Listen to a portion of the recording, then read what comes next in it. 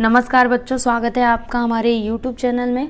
तो आज की इस वीडियो में हम पढ़ेंगे मानस का हंस। ठीक है, तो इसको किसने लिखा है? अमृतलाल नागर जी ने लिखा है। इनका जन्म हुआ था 1916 आगरा उत्तर प्रदेश में। इनकी मृत्यु हुई थी 1990 में। इनका परिचय देख लेते हैं। तो अमृतलाल नागर जी ने सहज सरल दृश्य के अनुकूल भाषा में लेखन कार्य किया है। आपने मुहावरों, लोकोक्तियों, विदेशी भाषा तथा देशज शब्दों का आवश्यकता अनुसार प्रयोग अपनी रचनाओं में किया है। अतीत को वर्तमान से जोड़ने और प्रेरणा के स्रोत के रूप में प्रस्तुत करने का कार्य आपने बखूबी किया है। प्रमुख कृतियां मानस का हंस, बूंद और समुद्र, अमृत और विष, खंजन नयन, एटम बम वाटिका, युगावतार, नुक्कड़ पर नाटक है, गदर के फूल, जिनके साथ जिया, संस्मरण, नटखट चाची, बाल महाभारत और सेठ बाके मल, कृपया दाएं चलिए, व्यंग आदि। गद्य संबंधी देख लेते हैं। तो प्रस्तुत अंश में अमृतलाल नागर जी ने राम बोला तुलसीदास के बचपन, गरीबी, मातृ प्रेम, उनकी दृढ़ इच्छा शक्ति का बड़ा ही सजीव वर्णन किया है। एक पुत्र का अपनी माँ के प्रति समर्पण की भावना अनुरणीय है। ठीक है, तो चलिए हम इसको पढ़ते हैं और फिर समझते हैं। तो क्या दिया यहाँ पर, पहले देखिए। मन पटल पर बीते दृश्य सजीव हो उठे। 4-5 वर्ष का नन्हा सा बालक कंधे पर झोली लटकाए आंधी पानी में बढ़ा चला जा रहा है। भागने का प्रयत्न करे तो फिसलने का भय लगता है और धीरे चले तो आंधी पानी के तेज झोंके उसे डगमगा देते हैं। सहसा देर से कड़कड़ा रही बिजली बच्चे से 200-300 कदम दूर एक पेड़ पर गिरी। बच्चा भय के मारे दौड़ने लगता है और 4-5 कदम के बाद ही फिसलकर गिर पड़ता है। झोली का अन्न बिखर जाता है। बच्चा उठता है। हवा, पानी और कीचड़ उसे उठने नहीं दे रहे हैं। झोली की टोह लेता है। वह कुछ दूर पर छितरी पड़ी है।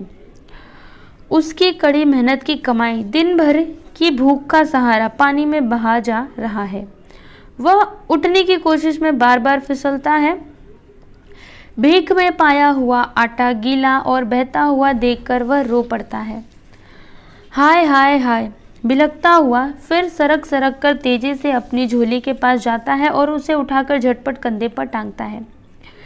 कीचड़ सनी थैली से आटे का पानी चू चू कर उसकी पसली पर बह रहा है।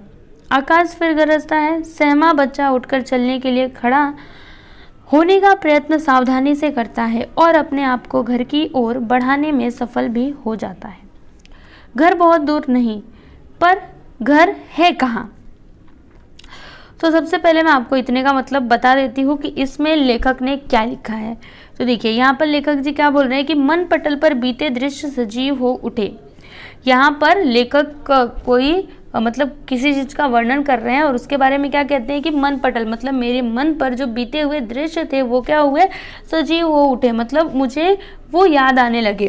क्या याद आया कि 4-5 वर्ष का नन्हा सा बालक कंधे पर झोली लटकाए आंधी पानी में बढ़ा चला जा रहा है। उनको क्या याद आता है कि 4-5 वर्ष का एक छोटा सा बालक है जो अपने कंधे पर झोली लटका करके आंधी पानी में बढ़ा चला जा रहा है।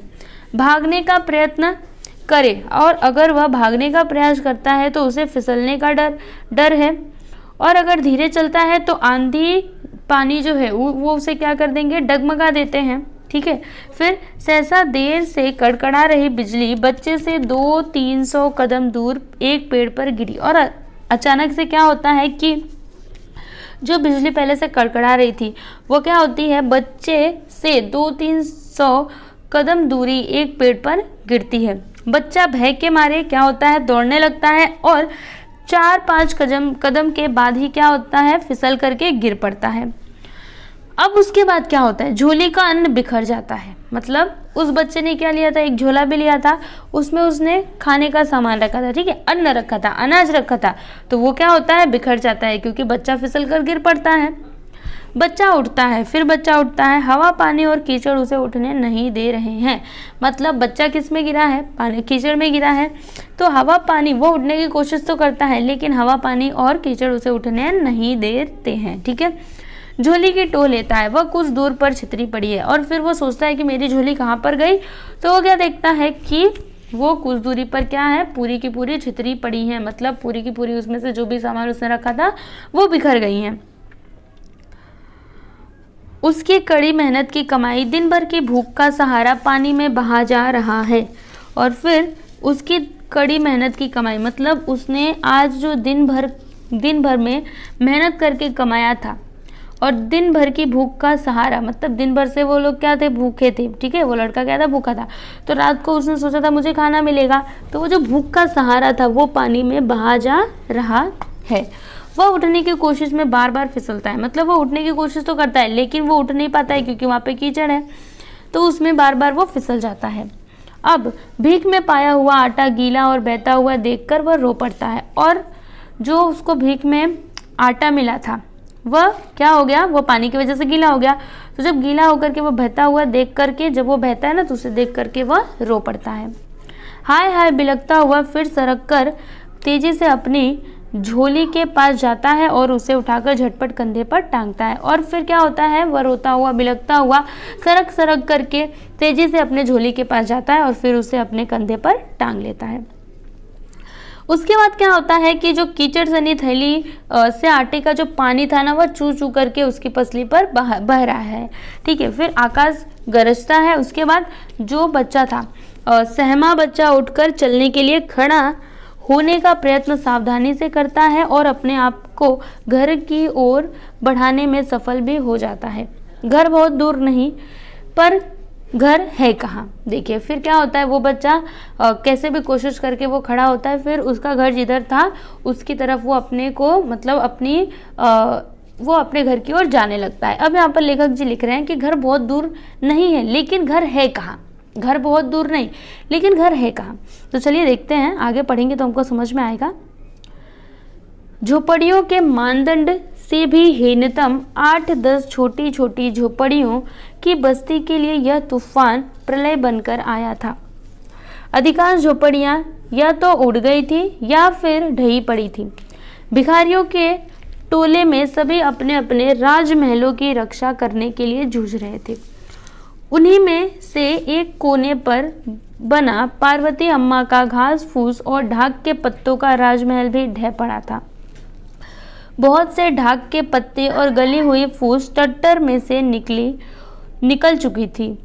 उसके बचे खुचे भाग के नीचे पार्वती अम्मा कराह रही थी। उनकी गृहस्थी के मटके कुल्हड़ फूटे पड़े थे।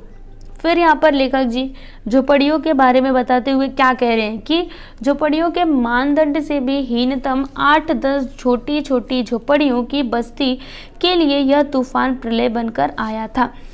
मतलब जो 8-10 छोटी छोटी झोपड़ियाँ थी ना, उसे आप झोपड़ियाँ नहीं कह सकते हो। झोपड़ियाँ मतलब क्या, बड़ी बड़ी मतलब बड़ी बड़ी नहीं होती है, लेकिन ये जो 8-10 झोपड़ियाँ थी, ठीक है, झोपड़ियों की जो बस्ती थी ना, उसे हम झोपड़ी भी नहीं कह सकते, वो ऐसी थी। ऐसा लेखक के कहने का मतलब है। यहाँ पे बोल रहे हैं ना कि झोपड़ियों के मानदंड से भी हीनतम, मतलब जो झोपड़ियाँ हम जिन्हें कहते हैं ना, उससे भी हीनतम, उससे भी छोटा, जो 8-10 छोटी छोटी झोपड़ियाँ थी, उनके लिए यह तूफान कैसा बन करके आया था, प्रलय बन करके आया था।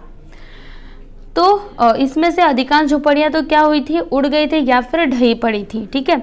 और भिखारियों के टोले में, अब ये जो झोपड़ियाँ थी ये किसकी थी, भिखारियों के टोले की थी।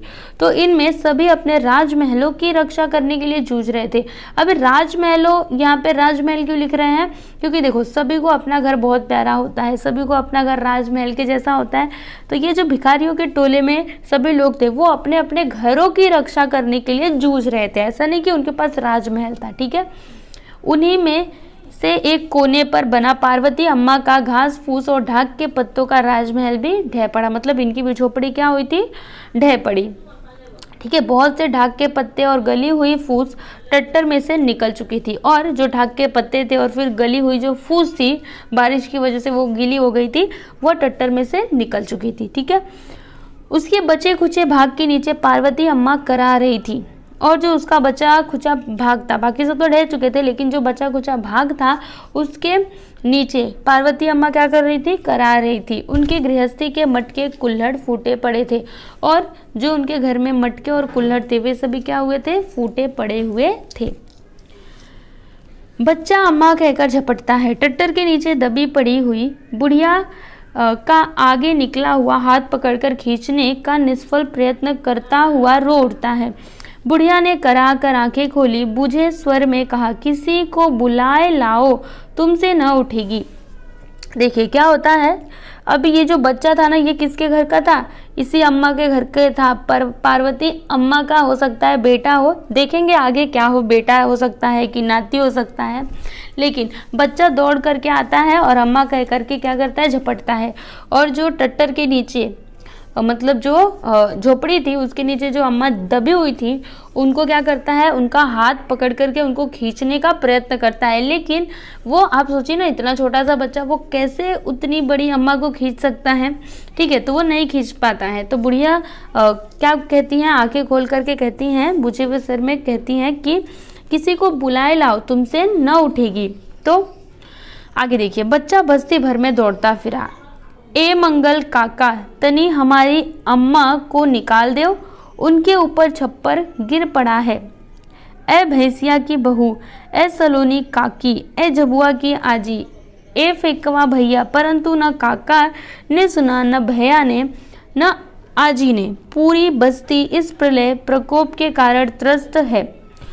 गोदी के बच्चे और अंधे, लंगड़े, लूले, असहाय जन हर जगह रिरिया रहे हैं। बहुत से भिखारी इस समय आसपास के गांव में अपनी कमाई करने गए हुए हैं। अत्यंत अशक्त जन ही पीछे छूट गए हैं। जैसे तैसे करके वे अपने ही ऊपर पड़ी विपत्ति से निपट रहे हैं। फिर कौन किसकी सुने। फिर यहाँ पर लेखक क्या लिखते हैं कि जो बच्चा है वो बस्ती भर में दौड़ता है, सबको बुलाता है कि मंगल काका, तनी हमारी अम्मा को निकाल दो, मतलब मेरी अम्मा को क्या करो, थोड़ा निकाल दो, उनके ऊपर छप्पर गिर पड़ा है। अह भैंसिया की बहू को बुलाती है, फिर सलोनी काकी को बुलाती है, झबुआ की आजी को बुलाती है, फिकवा भैया को वो लड़का बुलाता है। लेकिन कोई भी न सुनता है, ना काका सुने, ना भैया जी ने सुना, ना आजी ने सुना। क्यों नहीं सुना? क्योंकि देखिए पूरी बस्ती तो इसी में व्यस्त थी ना, अपने वो सोच रही थी कि कैसे कैसे हम करके अपने घर को बचाएं। तो कौन किसकी सुने, सही बात है कि नहीं? ठीक है ना। फिर आगे देखते हैं। मूसलाधार पानी में भीगता, निराशा में डूबा हुआ राम बोला, कुछ क्षणों तक स्तब्ध खड़ा रहा, फिर धीरे धीरे अपनी गिरी हुई झोपड़ी के पास आया। देखा पार्वती अम्मा का हाथ वैसे ही बाहर निकला, भीग रहा था। उनके मुंह और शरीर पर भीगते हुए छप्पर का बोझ भी यथावत ही था। राम बोला कि मनोपीड़ा कुछ कर गुजरने के लिए चंचल हो उठी। इधर उधर सिर घुमाकर काम की वस्तु की खोज की। छप्पर का जो भाग फूस पत्ते विहीन होकर पड़ा था, उसके एक सिरे पर बांस का एक छोटा टुकड़ा बड़े बांस से जुड़ा हुआ बंधा था। बालक को लगा कि यही काम का है, बांस के इस टुकड़े को खींच लिया जाए, फिर इससे अम्मा की देह पर पड़े हुए छप्पर को ऊंचा उठा दिया जाए, जिससे कि अम्मा उसके नीचे सरक कर पौड़े। उपाय सूझते ही काम चल पड़ा। बांस का टुकड़ा खींचना शुरू किया तो टट्टर की पुरानी सुतली ही टूट गई। टूटने दो, अभी तो इस सिरे का छप्पर उठाना है। छप्पर के एक सिरे के नीचे बांस का टुकड़ा अड़ाकर उसे उठाना आरंभ किया। छप्पर का कोना तो तनिक सा ही उठ पाया, पर जोर इतना लगा कि कीचड़ में पांव फिसल गया, गिर पड़ा, फिर उठा। देखिए अब क्या होता है कि उस लड़के की किसी ने भी मदद नहीं की। उसका नाम क्या था? राम बोला। ठीक है, तो वह मूसलाधार पानी में भीगता हुआ, फिर निराशा में डूबा हुआ राम बोला कुछ क्षणों तक क्या रहा, स्तब्ध खड़ा रहा, क्योंकि किसी ने भी उसकी मदद नहीं की थी। वो सोच रहा था कि क्या करे। फिर उसके बाद क्या होता है, देखिए वह फिर से अपनी गिरी हुई झोपड़ी के पास आया। देखा पार्वती अम्मा का हाथ वैसे ही बाहर निकला था और उनके मुंह पर और शरीर पर क्या, वही जो छप्पर था, भीगा हुआ छप्पर, उसका बोझ वैसे ही पड़ा हुआ था। अब राम बोला क्या चाहता था कि मैं कैसे क्या करूं, उसको कुछ समझ में नहीं आ रहा था। वो सोच रहा था कि मैं कुछ ना कुछ तो करूं। फिर उसने क्या किया, देखिए यहाँ पर क्या दिया है कि इधर उधर सिर घुमाकर काम की वस्तु की खोज की। छप्पर का जो भाग फूस पत्ते विहीन होकर पड़ा था, मतलब छप्पर का वो भाग जो जिसमें फूस और पत्ते विहीन, पत्ते नहीं थे, ठीक है, होकर के जो पड़ा था, उसके एक सिरे पर बांस का एक छोटा सा टुकड़ा बड़े बांस से जुड़ा हुआ बंधा था। ठीक है। तो बालक को क्या लगा कि यही काम का है, बांस के इस टुकड़े को खींच लिया जाए और फिर इससे अम्मा की देह पर पड़े हुए छप्पर को उठा दिया जाए, जिससे कि अम्मा उसके नीचे सरक कर पौड़े। मतलब जब उसको उठा देंगे वो छप्पर को, तो अम्मा जो है उस दर से सरक करके बाहर आ जाएंगी, ठीक है। फिर उपाय सोचते ही काम चल पड़ा। बांस का टुकड़ा खींचना शुरू किया तो टट्टर की पुरानी सुतली ही टूट गई। और जब उसने बांस का टुकड़ा खींचना शुरू किया तो जो सुतली थी, ठीक है, उस टट्टर की जो पुरानी सुतली थी वो टूट गई। टूटने दो, अभी तो इस सिरे का छप्पर उठाना है। फिर ये क्या कहता है कि टूटने दो, अभी तो इस सिरे का क्या करना है, छप्पर उठाना है। छप्पर के एक सिरे के नीचे बांस का टुकड़ा अड़ाकर उसने उठाना आरंभ किया। और फिर वो क्या करता है कि छप्पर के एक सिरे के नीचे बांस का टुकड़ा अड़ा करके उसने क्या किया, उठाना आरंभ किया, ठीक है। लेकिन क्या होता है, देखिए छप्पर का कोना तनिक सा ही उठ पाया, पर जोर इतना लगा कि कीचड़ में पांव फिसल गया, गिर फिर उठा। क्या होता है कि वह उठाने की कोशिश तो करता है, लेकिन उसने इतना जोर लगाया कि उसका जो पैर था वो कीचड़ में फिसल गया और वह गिर गया। फिर गिरने के बाद वो उठा।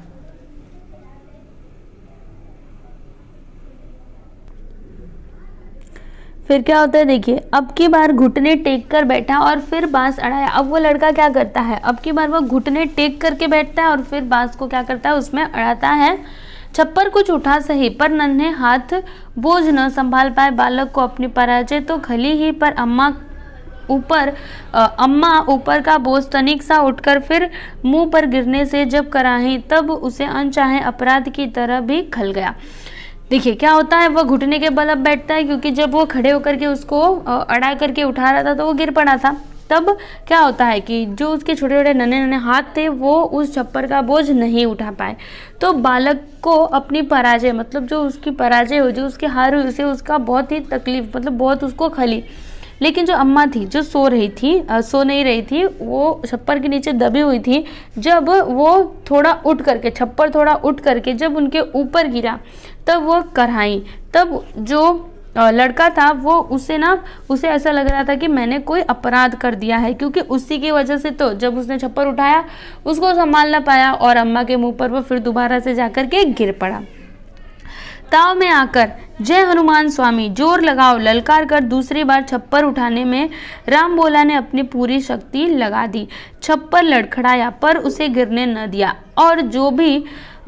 और भी जोशीले हुक्कारे भर भर कर वह अंत में एक कोना उठाने में सफल ही हो गया।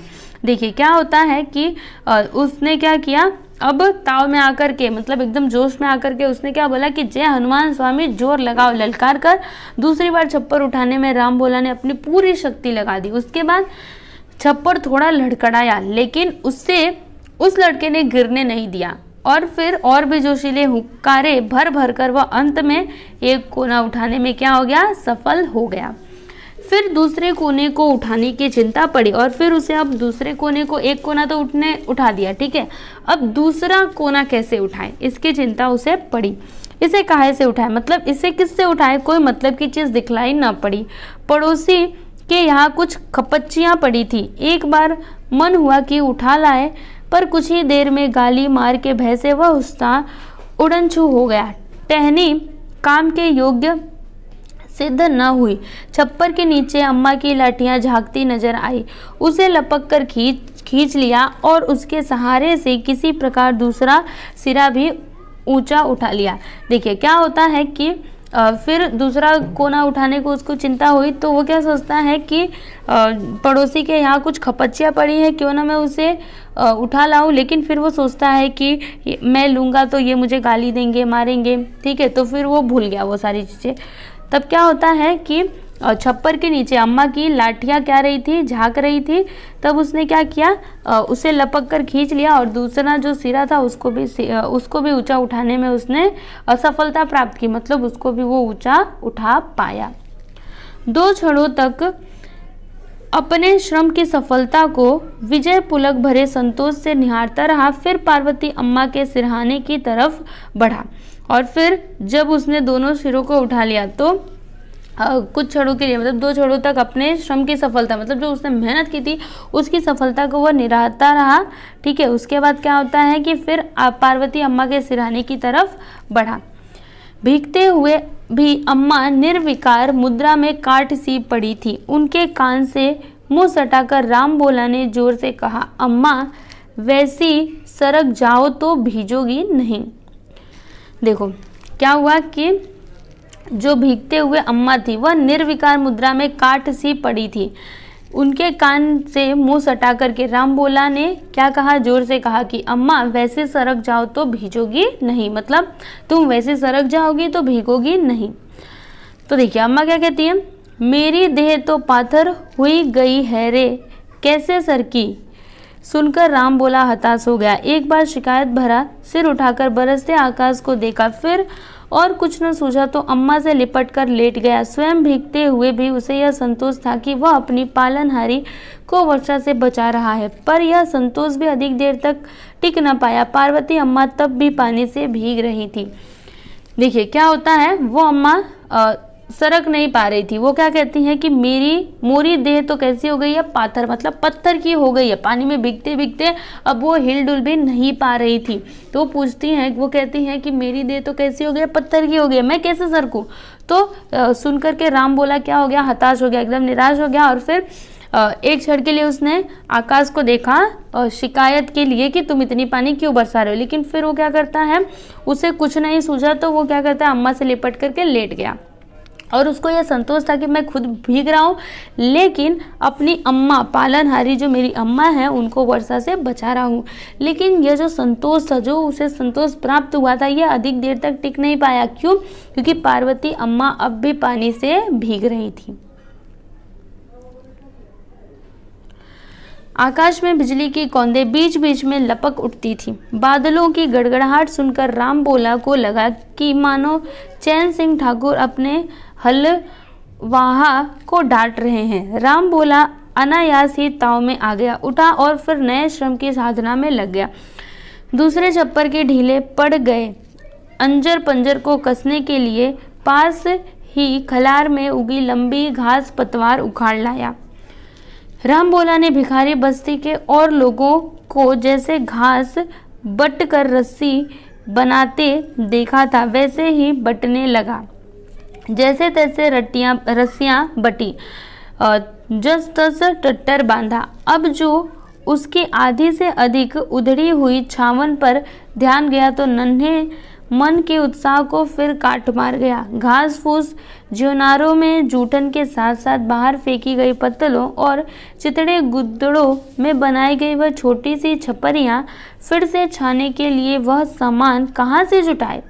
हवा द्वारा उड़ाए हुए माल वह इस बरसात में कहाँ कहाँ ढूंढेगा। देव आज प्रलय की बरखा करके ही दम लेंगे। हवा के मारे औरों के छप्पर भी पेंगे ले रहे हैं। अभी तक अपनी अपनी छावनों को बचाने के लिए सभी तो तूफान से जूझ रहे हैं, तब हम अब का करी। हमरो पेट भुखान है।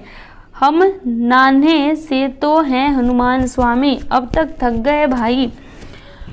अब हम अपने पार्वती अम्मा के लगे जाके पौढ़ेंगे। देव बरसाए तो बरसा करे, हम क्या करें बजरंग बली, तुम्हें बताओ। तुमसे बने भाई तो राम जी के दरबार में हमारी गुहार लगाए आओ, और न बने तो तुम्हू अपनी अम्मा के लगे जाए के पौढ़ो।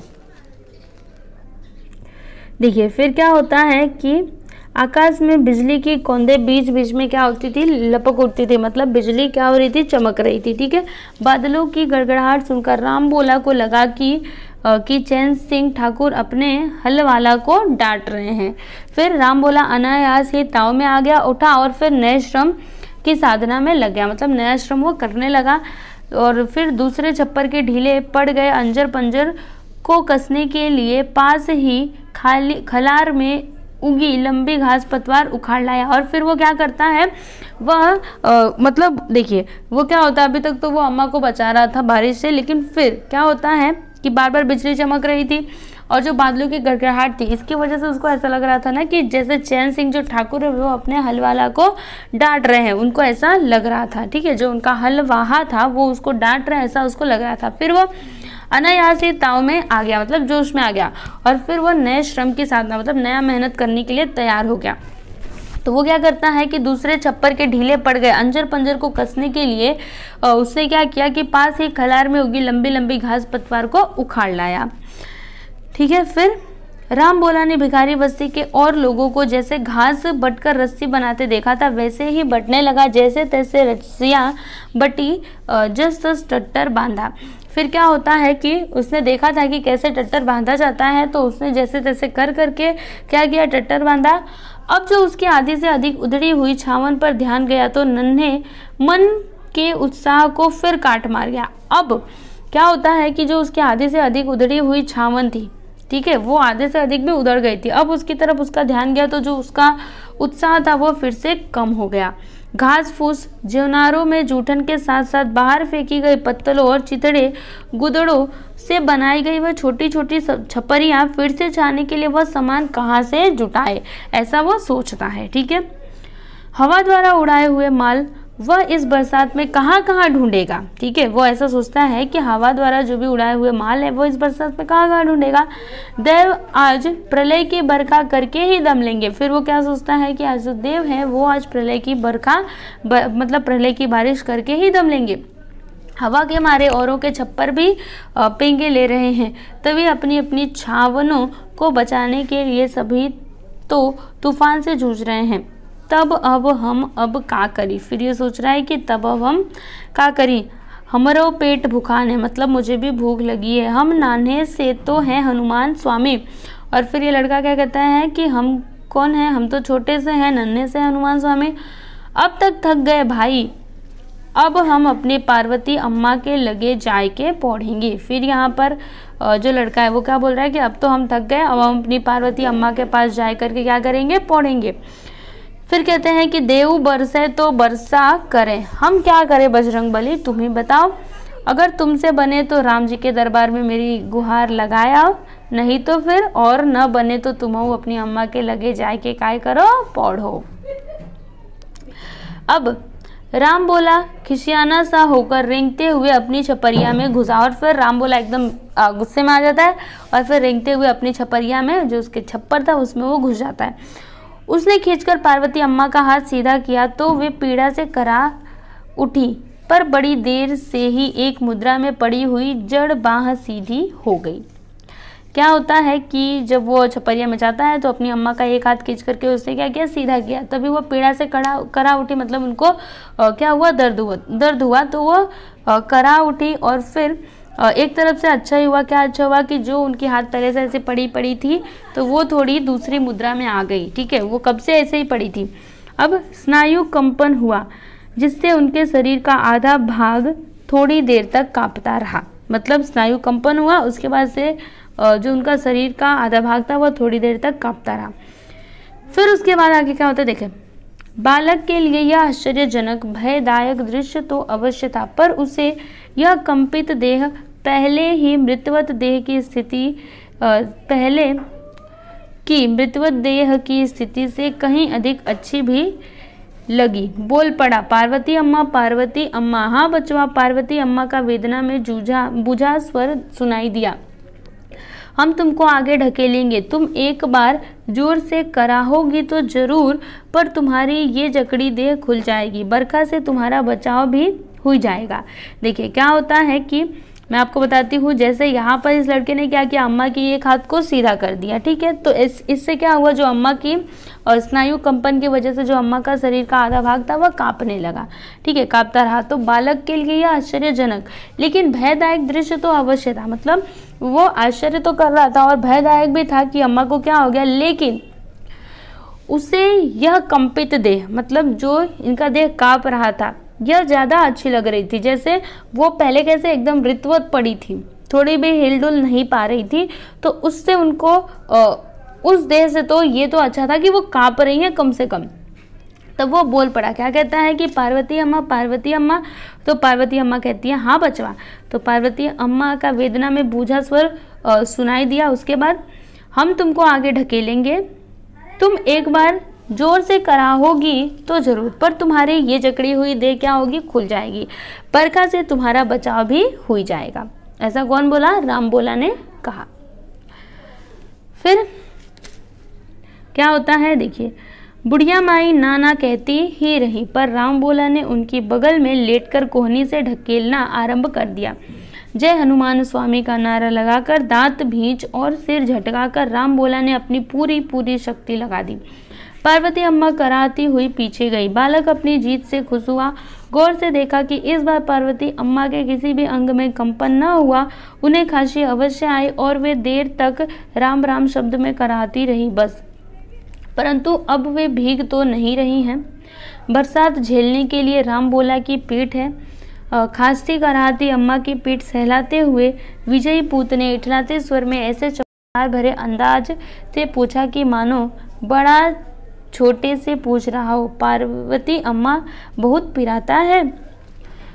चुपाए रहो बच्चा, राम राम जपो राम राम। देखिए क्या होता है कि जब उसने कहा कि हम तुमको आगे ढकेलेंगे, तुम कराओगी, लेकिन तुम्हारा शरीर क्या होगा, वो थोड़ा अच्छा हो जाएगा और तुम बारिश से भी भीग जाओगी। तब क्या होता है, बुढ़िया माई तो ना कहती रही कि नहीं नहीं मुझे मत ढकेलो, लेकिन फिर भी राम बोला ने क्या किया, उनकी बगल में से लेटकर कोहनी से ढकेलना आरंभ कर दिया।